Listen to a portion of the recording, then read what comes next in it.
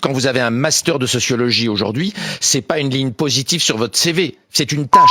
Il faut l'effacer. L'enseignement supérieur est totalement dépassé. C'est-à-dire, il n'a pas intégré l'intelligence artificielle dans ses méthodes. Vous êtes peut-être assis sur une bombe à retardement sans même le savoir, en pensant utiliser un outil de puissance incroyable, convaincu d'avoir un assistant personnel à votre service, tout en ignorant sa véritable fonction, ses risques, ce qu'il représente. Alors, avant tout, je vais vous dire pourquoi je suis allé aussi loin. Parce qu'aujourd'hui, j'ai fait le constat. Ça fait des années qu'on nous a vendu le rêve de l'intelligence artificielle. Ouais. Des hordes d'influenceurs se sont précipités pour nous faire la promotion de la solution miracle. ChatGPT, l'IA, l'intelligence artificielle. Tu cliques sur le bouton et tu fais de l'argent. Alors, tout comme vous, je pense qu'il y a 3 ans, j'y ai cru. J'ai acheté beaucoup de formations, je me suis formé et, conclusion, c'était pathétique. Je suis sorti de là à croire vraiment que on était tous cons, on a tous gobé n'importe quelle promesse facile. Je vous le dis très clairement, ces putains d'influenceurs ne comprennent même pas comment fonctionne l'IA. Ils vous vendent des formations à 49, 99, 400, 1500 euros, très souvent pour devenir riche sans aucun effort. Pas besoin de compétences ni de formation. Demande à ChatGPT de te générer des prompts. Crée un podcast avec tes bros pour parler de vision, de croissance, de résilience ou de mindset. L'industrie du numérique, c'est la propension à la paresse. Je pense qu'il y a eu une faillite morale collective. Tout le monde a sauté sur cela. Est-ce qu'on voit nos enfants qui, dans 2-3 ans, vont nous dire « Papa, maman, pourquoi je vais à l'école, moi ?» À un moment, j'ai pris conscience que la naïveté ambiante, elle m'insupporte. Je me suis fait avoir, j'ai dépensé de l'argent, mais le pire, c'est le temps que j'y ai perdu.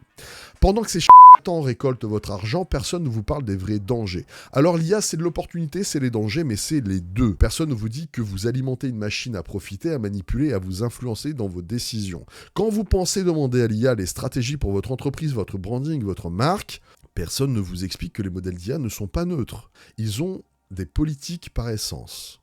L'IA, c'est pas neutre, c'est un outil politique. Alors c'est ce qu'on va aborder. Comprendre que l'IA, c'est un système multiface qui a des conséquences aujourd'hui évidentes sur le monde de demain et sur le monde actuel. Il va y avoir une transformation radicale des entreprises à cause de l'intelligence artificielle. ChatGPT est déjà utilisé par 1 milliard de personnes sur Terre et par les robots intelligents. Je vous le dis très clairement, on a 800 000 personnes par jour qui se connectent à OpenAI. Seuls 15% payent leur abonnement.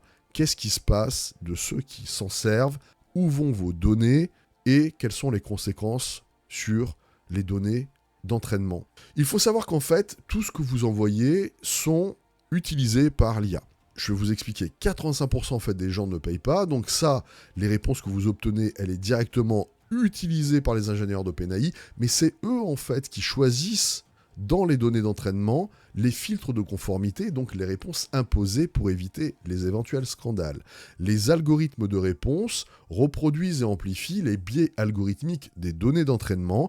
L'intelligence artificielle, c'est un miroir déformant de notre société et ce miroir est contrôlé par une poignée d'entreprises californiennes ou chinoises. Donc Emmanuel Macron a raison quand il dit que les IA sont un système d'ingérence, tout comme le sont les plateformes Google, YouTube, Instagram et TikTok. Ce sont des systèmes de manipulation qui, elles, vont avoir un relais sur qui a le droit de parler, qui n'a pas le droit de parler. C'est précisément ce que je dénonce, toute cette manipulation dont le but, quand on rentre dans un système pour pirater ChatGPT, alors je ne dis pas de rentrer dans les systèmes des serveurs, je ne vous dis pas ce qui vient de se passer, là, il y a quelques jours encore. Un des partenaires de OpenAI, on a reçu tous un mail pour les comptes pro, vient de se faire pirater, donc les données sont parties dans la nature. Et d'ailleurs, il y a des gens qui se sont suicidés, il y a eu des leaks, il y a eu cet été, il y a eu des fuites. C'est-à-dire qu'à un moment donné, il s'est passé un truc sur ChatGPT, on n'en a pas beaucoup parlé en France. Vous avez une petite fenêtre qui s'ouvre et en fait qui te dit bloquer ou consentir, mais tu ne sais pas exactement à quoi. Et donc, pour aller vite, pour avoir accès à l'écran, on consent, allez, on y va vite. Le truc, c'est que derrière, le consentement qu'il demandait, c'était d'avoir accès à toutes tes datas pour toujours. Toutes les données que tu mets, tous les prompts que tu mets pour toujours. Et donc, en fait, cet été, il y a eu une fuite technique.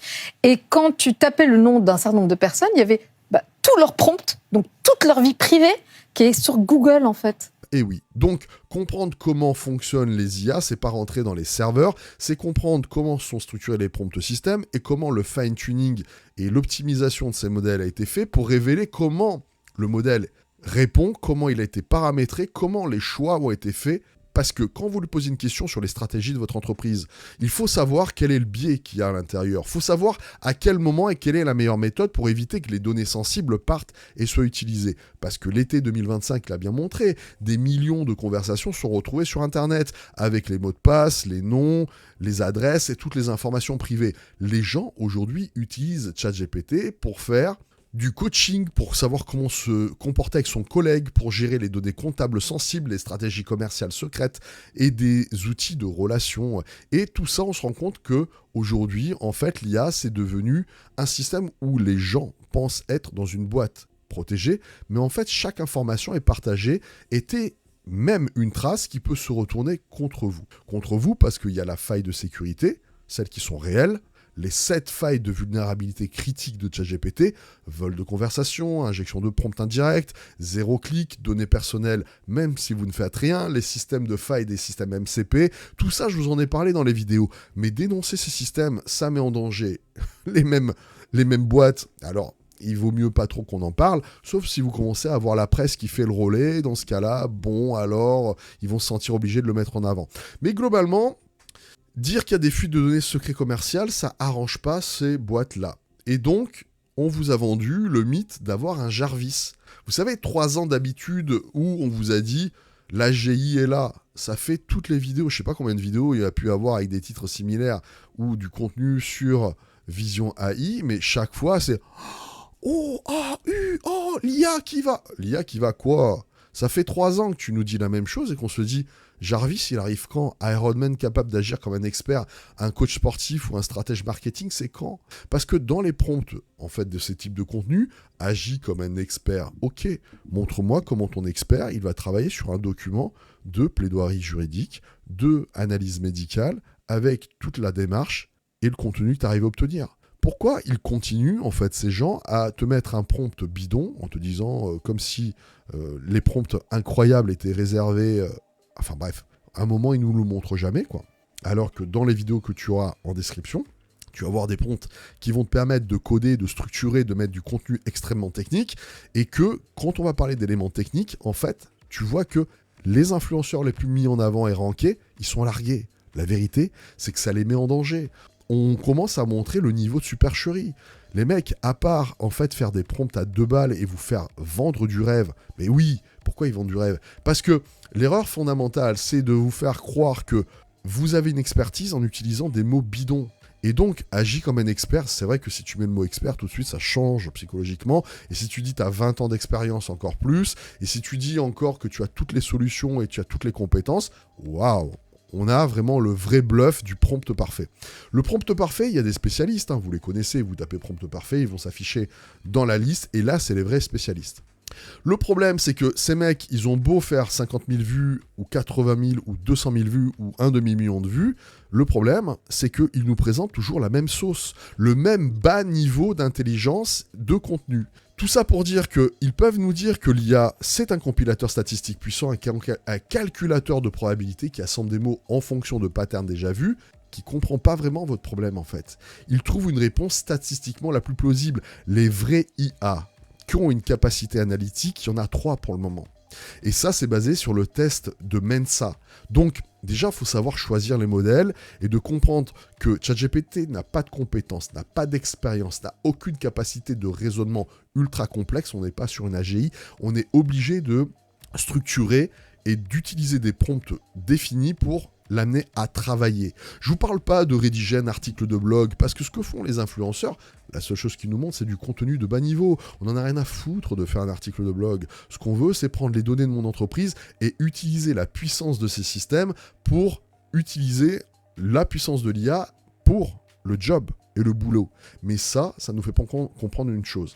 1. Il faut avoir conscience de tous les paramètres de l'IA. On ne peut pas juste faire des prompts magiques. Il faut comprendre le biais algorithmique. L'IA reproduit des biais dans des données d'entraînement. Ensuite, l'IA, c'est un système qui est aligné sur des lignes politiques. Qu'il recourt à des dispositifs algorithmiques qui, à leur tour, faussent le débat.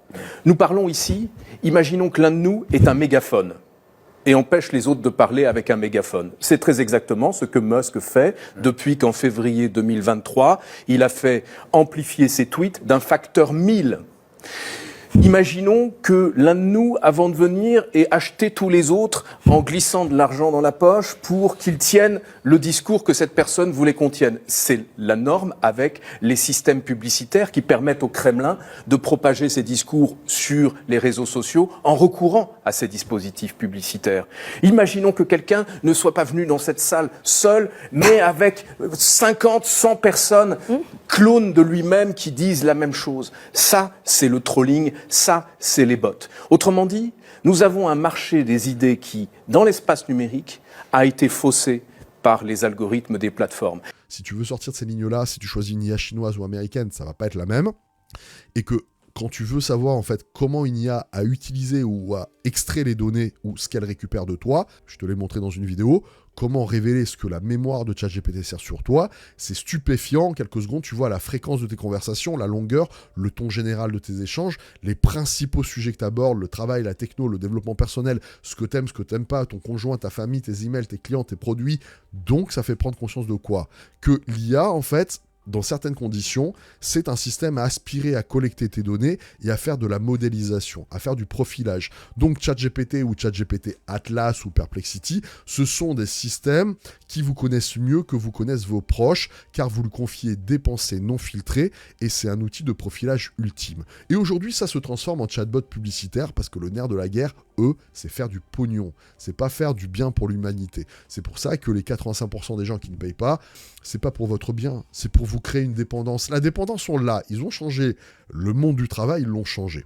Le danger aujourd'hui, c'est de pas comprendre que l'IA a des biais, l'IA a des failles, qu'il faut apprendre à s'en servir et que l'IA a une très grosse faille, si ce n'est peut-être la plus grave, c'est le système où elle a appris à mentir. Les modèles d'IA, on parle d'hallucination, mais c'est même pas une question d'hallucination, c'est le système de ce qu'on appelle le shaming ou encore le yes man. Ce sont des chatbots qui, par essence, ils sont capables de manipuler psychologiquement et de persuader les acheteurs d'un produit, d'un alignement, d'une pensée dont vous n'avez pas besoin pour modifier votre opinion politique sans que vous en rendiez compte. C'est exactement ce qu'il y a dans la documentation officielle des modèles. Le problème, c'est que parler de ça, c'est parler de prise de conscience et les gens, ils veulent du simple, du consommable. Si vous voulez du consommable, vous avez les réseaux sociaux. Si vous voulez de la technicité, vous avez les formations. Le problème, c'est que les formations, j'en ai faites. Oussama, Ludo, machin, j'en ai faites, mais peut-être j'en ai faites 20, je sais pas. D'accord ? Donc, c'est pas le coût, c'est qu'est-ce que ça m'a apporté de la perte de temps. Et ce qui est le plus précieux pour moi, c'est mon temps. Ce que les gens n'ont pas conscience, c'est le temps de vie et le temps entrepreneurial. Parce que quand vous allez monter votre boîte, parce qu'aujourd'hui, je pense qu'on a déclenché en fait un cataclysme dans le monde du travail. Là où on vous dit dans toutes les vidéos depuis 3 ans, en fait, on va perdre notre job, c'est pas ChatGPT qui va faire perdre ton job, c'est les humanoïdes. Parce que eux vont avoir la possibilité d'action. Aujourd'hui, ChatGPT n'a pas d'action et c'est pas avec ChatGPT Agent ou les autres modèles qu'ils ont la capacité de faire le boulot à ta place. Ce qu'on t'a vendu, c'est de faire croire que ces systèmes-là sont capables de faire. C'est pas vrai. Tu t'en rends bien compte. Après, le problème, c'est que ça va nécessiter que de plus en plus de gens soient formés à de vraies méthodes de travail. Si n'importe qui est capable d'écrire un prompt bidon, comme le font ces influenceurs, grosso modo, ce qu'ils font, c'est du contenu où ils te montrent des prompts, où ils font des articles de blog ou des articles sur des recettes de cuisine. Grosso modo, c'est ce que j'ai vu. Ça n'a aucune portée. Donc, c'est pas avec ça, aujourd'hui, qu'on va échapper à notre licenciement programmé. Donc, la compétence, c'est de comprendre qu'aujourd'hui, le monde du travail a changé. Et le paradigme, c'est qu'avant, tu sortais avec un diplôme, et ce diplôme avait une valeur. Aujourd'hui, les diplômes, ils n'ont plus de valeur. Ensuite, c'est de comprendre que Bien aujourd'hui, il vaut mieux être un autodidacte innovant, cultivé et travailleur que de faire un cursus universitaire inutile dans les nombreuses facs poubelles qui parsèment le territoire. Avant, tu passais un diplôme et toute ta vie, tu restais avec ces connaissances-là. Aujourd'hui, c'est fini. Toute ta vie, tu es obligé de te former. Quasiment tous les 15 jours, faut te faire une update. C'est ce que je fais dans les formations. Tous les 15 jours, vous avez les updates. Pourquoi ? Parce que ces modèles évoluent. Les algorithmes évoluent. Ils ne fonctionnent pas de la même manière. Et cette évolution de modèles intramodèles, et dans les versions, te fait comprendre que si tu ne rentres pas dans les systèmes, tu ne comprends pas comment ils sont configurés, tu ne comprends pas les risques essentiels qui échappent à ton contrôle. Parce que le but, ce n'est pas d'utiliser ChatGPT pour en faire ton thérapeute, parce que tu souffres de dépression, parce que tu as perdu ton job et que tu vas pas bien et que tu es obligé de rester sur le modèle gratuit et de dire avec mon thérapeute, je parle que de choses négatives, mais ça coûte trop cher, donc je vais le faire avec ChatGPT. C'est de comprendre que l'IA, c'est un super outil de décision puissant, mais on ne peut pas utiliser l'IA en lui demandant simplement d'être un expert, et que pour piloter le modèle, il faut utiliser des méthodes d'analyse précises, et que tu ne pourras pas utiliser le même modèle avec le GPT-4, le 5, le 5.1, ce sont des architectures qui sont différentes, ce sont même plus des systèmes GPT, le 5.1 est basé sur une architecture qui est complètement différente, qui a déjà des fonctions qui s'appellent des fonctions IDK qui sont dans les systèmes internes, mais tout ça, en fait, tu peux pas le savoir si tu regardes le contenu sur les réseaux sociaux. Pourquoi ? Parce qu'ils n'ont pas les compétences pour en parler. Et que ça les gêne quand je dis ça. Parce que si on va parler de méthodes de travail, je vous l'ai dit, qui mettent en avant comment ils vont travailler sur un dossier juridique, médical ou tout autre élément technique, et on verra s'ils sont capables de faire autre chose que des prompts avec 3 lignes. Voilà. Donc, prenez l'action, maîtrisez l'IA ou être manipulé par elle, vous êtes à un carrefour. D'un côté, on a l'IA qui est utilisée simple divertissement, qui collecte nos données pour nous transformer en outils publicitaires, en outils stratégiques maîtrisés, en analysant vos données pour améliorer son mode de fonctionnement et sa prise de décision, mais n'améliore pas notre productivité. Au contraire, elle nous fait perdre du temps. Mais nous, ce qu'on a besoin, c'est d'avoir un outil qui soit utile pour la compréhension du marché, pour savoir utiliser cet outil qui peut abattre des heures entières, peut-être 8 heures en 30 minutes. Et cette révolution, elle ne viendra pas avec les prompts magiques que vous avez sur les réseaux sociaux, mais elle viendra plutôt sur la prise de conscience suivie de formez-vous, allez à un niveau supérieur. Ça ne sera pas les plateformes qui ont pour but de vous montrer du contenu à faible valeur intellectuelle, parce que facile à comprendre, donc tout le monde va avoir l'impression de progresser. C'est pas là. C'est pas dans la facilité qu'on crée de la valeur. C'est dans la difficulté. Ce qui fait la différence, c'est que toi, tu as comme compétence que les autres n'ont pas. Si tout le monde sait cliquer sur un bouton, c'est que tu es remplaçable. Si c'est pas fait, abonne-toi. Je te dis à la prochaine.